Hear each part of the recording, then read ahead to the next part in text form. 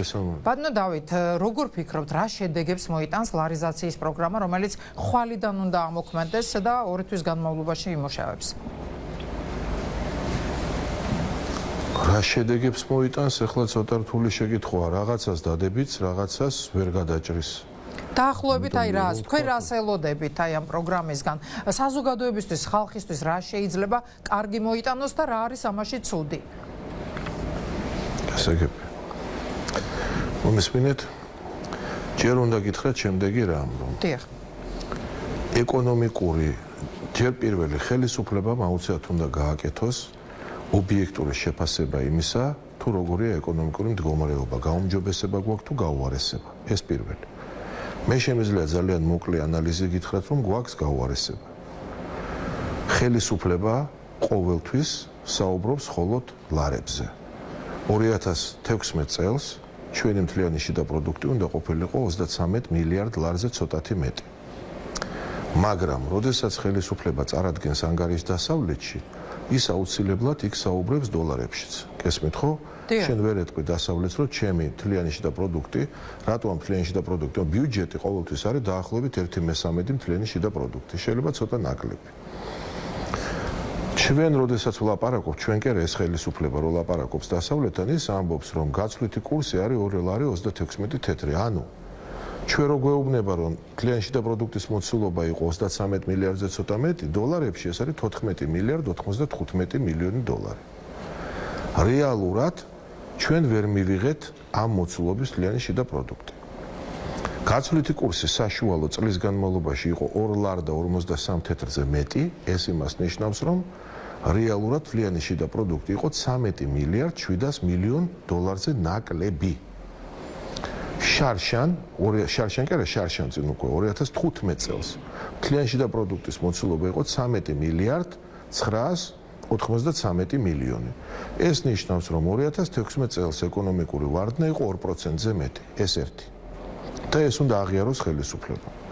მეორე მომენტი, რომელიც უნდა გვესმოდეს, წლევანდელი ბიუჯეტი 2017 წლის ბიუჯეტი დაგეგმილია მთლიანი შიდა პროდუქტის მოცულობისგან, რომელმაც 2017 წელს უკვე უნდა შეადგინოს 36 მილიარდი ლარის ფარგლებში პლუს მინუს პატარა სხვაობა. უკვე ნათელია გაცვლითი კურსი დათქმულია 2 ლარი და 50 თეთრი. ეხლა ყველას ხო გვესმის, რომ ეს კურსი არ არსებობს? 2 ლარი 50 თეთრი არსებობს კურსი? არც იარსებებს. ავტომატურად იმას ნიშნავს ეს, რომ 2017 წლის მთლიანი შიდა პროდუქტი და ბიუჯეტიც ვერ იქნება დოლარში ის მოცულობა, რაც დათქმული იყო. ვარდნა ამ შემთხვევაშიც იქნება. ეს მეორე, მესამე. გასაგებია, რომ კურსის ზრდა, როგორც არ უნდა ილაპარაკოს ახლა ხელისუფლებამ, ზოგადად ქვეყნისთვის ძალიან ცუდია. დაახლოებით საშუალო დღიური ვაჭრობა, იქ შეიძლება 35 მილიონი დოლარი იყოს დღიური ვაჭრობა. შეიძლება 40, 45, 50, 40 მილიონის ფარგლებში. რას ნიშნავს ეს? თქვენ გინდა დოლარი იყიდოთ, ვიღაცა ყიდის დოლარს, ბაზრის მოთხოვნილება, თქვათ 40 მილიონი დოლარის ფარგლებში დღეში. მაგრამ ეროვნულ ბანკს გარდა იმისა, რომ აქ თანხა რეზერვების სახით აქვს დაახლოებით 2 მილიარდ 100 მილიონი დოლარი. ეს ნიშნავს, რომ კურს 2 თვეზე მეც ვერ შეაჩერებენ, ამიტომ არ ცდილობენ შეჩერებას.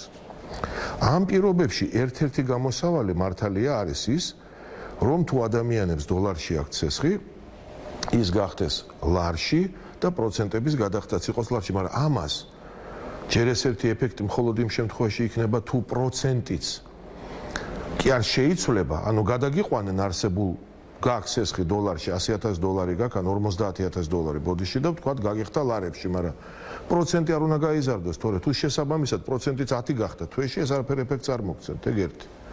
ჩვენ სულ ვამბობდით, მე გეტყვით მე ჩვენ რას ვამბობდით ამ კუთხიდან გამომდინარე. ამიტომ მეორე აქ უსამართლობა ისაა, რომ რატომ მარტო იმათ, ვისაც ამდენი თანხა აქვს და ვისაც 200,000 დოლარი აქვს აღებული, სესხი იმას ეს რატომ არის, ბატონო დავით, თქვენ როგორ ფიქრობთ, რა ნიშნით არის აი ეს შერჩევა? ხელისუფლება ზოგადად აი ყოველთვის ახასიათებს აი ესეთი ნახევარი მოქმედებები. ნახევარს უკეთებს, მეორე ნახევარს ან კიდე მეც არა. ეს ჩვეულებრივი პოპულიზმია, ვიღაცას ნაცარს აყრით თვალში. რატომ მარტო 2015 წლამდე, 2016 წელს რატომ არა? და ასე შემდეგ, თუ ჩვენ მართლა გვინდა ლარიზაცია, როგორც ამას ხელისუფლება ამბობს, მაშინ მაპატიეთ ყველასთვის უნდა მოხდეს შეცვლა. ნებაყოფლობით, რა თქმა უნდა, ვისაც არ უნდა მესმის, მაგრამ ყველას უნდა შესთავაზო. მიუხედავად თანხის მოცულობიდან გამომდინარე, პლუს ყველას გარანტია უნდა მისცეს, რომ საბანკო პროცენტი მაღალი არ იქნება. ამ გარანტიას ხელისუფლება არ იძლევა. ასე რომ ეს ნახევარი გზებია, რომელიც რეალურად არაფერ შედეგს არ მოიტანს. საერთოდ რას ნიშნავს ლარიზაცია ჩვენისთანა ქვეყნის, ჩვენი ეკონომიკის მქონე ქვეყნის პირობებში? მე საერთოდ სისულელედ მიმაჩნია ეს.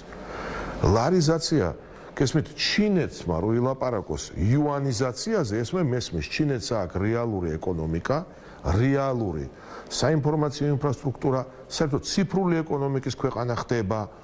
ძიმე მრეწველობაც განვითარებული აქვს, მე მესმის, რომ ისინი ამბობენ, რომ ჩვენი ეკონომიკით უზრუნველყოფთ ჩვენ ვალუტას. ეს შეიძლება თქვას კიდე, რა ვიცი, იაპონიამ, საქართველოს არა აქვს ეკონომიკა, რომელთაც ის უზრუნველყოფს თავის ვალუტას.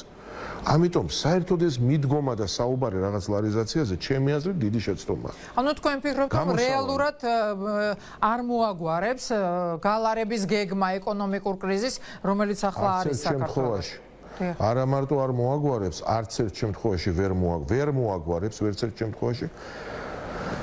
და უფრო მეტიც კრიზისი გაღრმავდება. კარგია, რომ ჩვენი წინადადებებიდან რაღაცას ხელისუფლება მაგალითად ისმენს. მე დიდი ხანი ვლაპარაკობდი იმაზე, რომ საბაჟოზე სუბსიდირების ფარგლებში, რას ნიშნავს სუბსიდირების ფარგლებში?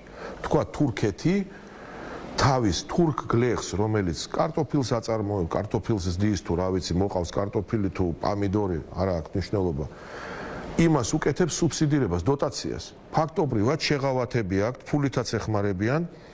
ჩინეთი იქნება, თურქეთი, ინდოეთი, სხვადასხვა ქვეყანებში 30%-მდეც კი ადის დახმარება, გესმით ხო? ეს ნიშნავს, რომ ჩვენ რომ არ დავარღვევთ სოფლიო სავაჭრო ორგანიზაციის წესები, შეგვიძლია აი ამ 30%-მდე ამ სუბსიდირების ქვეშ, თურქეთს რამხელაც აქვს სუბსიდირება, იმ ფარგლებში დავადოთ ბეგარა. ჩინეთს რაც აქვს, იმ ფარგლებში დავადოთ ბეგარა. ეს კარგია ჩვენთვის, რატო? ჩვენი გლეხის მოყვანილ პროდუქტს ეს ხელში უწყობს და ჩვენი პროდუქტი უფრო ხარისხიანია. ბაზარზე გავიდეს. ამაზე დიდი ხანი ვლაპარაკობდი, ეხლა ხელისუფლებამაც დაიწყო ლაპარაკი, რომ გააკეთებს, მიხარია.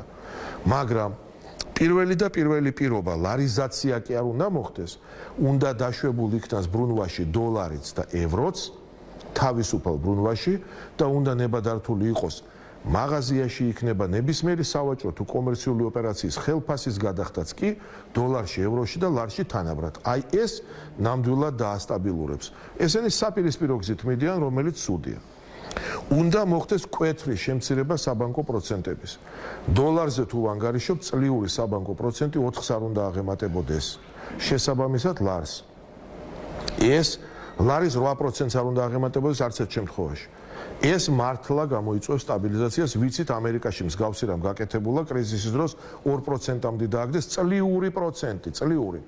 და სტაბილიზაცია მოხდა ეკონომიკის. 4%-ს არ უნდა აღემატებოდეს წლიური პროცენტი. მიკროსაფინანსო ორგანიზაციებისაც მეტი რისკია. წლიური პროცენტი დოლარში 8-ს არ უნდა აღემატებოდეს. ლარში წლიური პროცენტი 16-ს არ უნდა აღემატებოდეს. აი ეს ნაბიჯებია საჭირო, თუმცა არა საკმარისი. ეხლა ჩვენ 9 პუნქტიანი პროგრამა გამოვაქვეყნეთ, ყველაფერს არ გავიმეორებ, მაგრამ ბევრი ნაბიჯები უნდა გადაიდგეს, რომ სტაბილიზაცია მოხდეს ეკონომიკის. რაც ეხლა კეთდება, ეს არ გამოიწვევს სტაბილურობას არც ერთ შემთხვევაში. ყველაზე მთავარი და მთავარი უნდა დაიწყოს წვრილი და საშუალო მეწარმეობის წახალისება. ეს არ ხდება დღეს, არ ხდებოდა არც ადრე. ამას ვერ აკეთებდა და არაკეთებდა განზრახ ნაციონალური მოძრაობა, ეხლა კი აკრიტიკებს სამხედროებას, მაგრამ ეს ეკონომიკა ნაციონალურ მოძრაობამ დაანგრია. იმიტომ რომ ამათ კომუნისტური ეკონომიკა შექმნეს ფაქტიურად, წვრილი მეწარმეობა მოკლეს და თუ ადრე ხორცი მაგალითად შემოქონდა 10 პატარ-პატარა კომპანიას, ნაციონალური მოძრაობის დროს ერთ შემოქონდა მარტო და მონოპოლისტი იყო ფაქტობრივი. ამათმა მოკლეს წვრილი მეწარმეობა. ამ ხელისუფლებამ გამლილოთ წელიწადში არაფერი არ ქნა იმისთვის, რომ წვრილი მეწარმეობა აღორძინებულიყო და გაცოცხლებულიყო. მე სულ ვამბობ, რომ წვრილი მეწარმეები და საშუალო მეწარმეები აბსოლუტურად ყველა ფიქსირებულ გადასახადზე უნდა გადავიდეს, ფიქსირებულ გადასახადს უნდა იხდიდეს და მათ შემოწმებელი არ უნდა ყავდეს. ეს წამოწევს ეკონომიკას. ანუ ჯამში გეუბნებით, რომ რეალურად არანაირი ნაბიჯები შემოთავაზებულიც კი არაა, რომელმაც შეიძლება გააჯანსაღოს. ცოტათი მაინც აი ეკონომიკა. ლარიზაცია არის შემოთავაზებული 65 მილიონი ლარი უნდა დაიხარჯოს ამ პროგრამასთან ამ პროგრამაში განსახორციელებლად რამდენად მომგებიანი იქნება ეს და საერთოდ ეს პროგრამა მაშინ ვისთვის არის ბატონო დავით მომგებიანი როგორ ფიქრობთ თქვენ ახლა ისაუბრეთ რომ ამას არ ექნება აზრიო და აბა რისთვის იხარჯება გამართლებულია 65 მილიონი უნდა დაიხარჯოს ამ ორთვიან პროგრამაში ჩემი აზრით აი სესხების დაფარვა არის გამართლებული ოღონდ როგორც გითხარით სრული მოცულობით და არა პატარა მოცულობით ეს ერთი ის რომ შენ ერთ ლარზე იქ თუ ერთ დოლარზე 20 ცენტს დაგიფარავ მარტო ეს არ არის მომგებიანი არაფერს არ ეძლევა ეს ჩემი აზრით არ ხდება სპეციალურად ან ის კი არა რომ ვინმე თვალში ნაცარს გვაყრეს ამათ არ ესმით უბრალოდ ასე გონიათ რომ ეს კარგია შეცდომა საერთოდ უნდა გითხრათ რომ ამ ხელისუფლებას აქვს ერთი დიდი პრობლემა აქ არის ხალხი რომელიც ყველა საბანკო სექტორიდანაა მოსული ძალიან ბევრი ასე ვიტყვი ბევრია მოსული საბანკო და ვერაფრით ამ ხალხმა ვერ გაიგო რომ სახელმწიფო არ არის ერთი დიდი უზარმაზარი ბანკი არ არის აი ამის თქმა მინდა სახელმწიფო არ არის ერთი უზარმაზარი ბანკი და სახელმწიფოს ეკონომიკა სხვა ბევრად უფრო მრავალფეროვანი წესების საფუძველზე ფუნქციონირებს ვიდრე ბანკი და იმის ცდელობა რომ სახელმწიფო მართო იმ პრინციპებით და ისეთნაირად თითქოს ეს ერთი დიდი ბანკი არის მცდარი არასწორი და სახელმწიფოსთვის დაღუპველი ცდელობა და ზუსტად ამას ვხედავ მე ამას აკეთებს ეს ხელისუფლება მას გონია რომ ის მიერ შემოთავაზებული მეთოდები რაღაცას იძლევა არაფერს არ იძლევა არაფერს არ მოგცემს რაც ვიწინასწარმეტყველეთ ჩარშან ყველაფერი ახდა სულ ყველაფერი ახდა ახდება წელსაც და მე გეუბნებით რომ ესენი აი ამ გზით გამოიწვევენ ძალიან ძლიერ გაბრაზებას ხალხის და როგორც წესი გაზაფხულისთვის ქართული ხალხი გამოვა ქუჩაში ამას ჯერ სოციალური აფეთქება მოყვება რომელიც პოლიტიკურ დემონსტრაციებში გადაიზრდება ეს სრულიად ბუნებრივია და აი ამას წინასწარმეტყველები რომ ეს იქნება და ვეუბნები ამ ხელისუფლებას რომ ჩვენ თვითონ ვიდგებით სათავეში მე აი ამ დემონსტრაციების დიდი მადლობა ბატონო ეს არ არის ჩემი აზრით ეს სპეციალურად კი არ ხდება ეს არის